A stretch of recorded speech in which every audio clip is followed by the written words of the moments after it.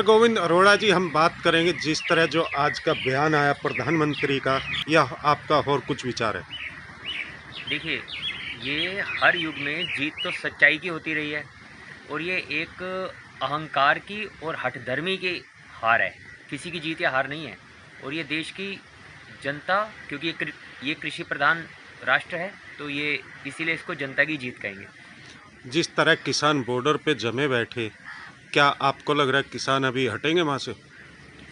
देखिए, अध्यादेश लाकर भी इन तीनों कानूनों को निरस्त शायद किया जा सकता था, या इसी संसद सत्र। खैर, ये तो तकनीकी कई कानूनी पहलू होंगे, इन पर तो सरकार ज़्यादा बेहतर विचार करके इनको कर सकती है।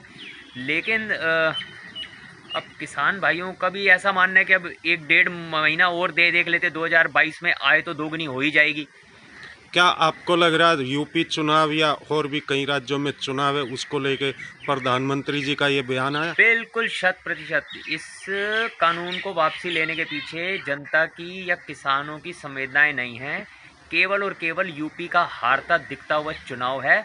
और मैं ईश्वर से ये प्रार्थना करता हूँ, और विशेष तौर से चुनाव आयोग से, कि जल्द से जल्द ठीक समय पर यूपी चुनाव की घोषणा हो, ताकि जिस प्रकार ये तीनों कानून वापस हुए हैं, उसी प्रकार पेट्रोल के बढ़े हुए रेट भी वापस हों, जिससे आम जनता को चैन मिले। और ये मेरे शब्द आज आप देख लेना, यूपी चुनाव की घोषणा होते ही पेट्रोल के दाम भी ऐसे ही औंधे मुँह गिरेंगे। सर, जिस तरह कुछ बड़े चैनल ये कह रहे कि मोदी जी ने किसानों को तोहफा दिया, क्या आपको लग रहा है ये किसानों को तोहफा मिला?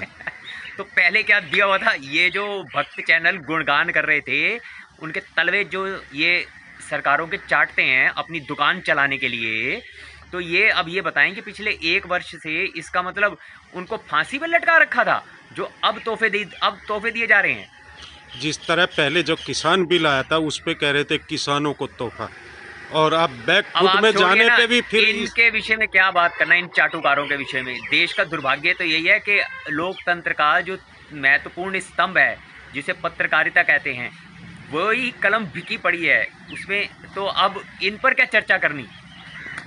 Like, share and comment. To subscribe this channel, please press the bell icon.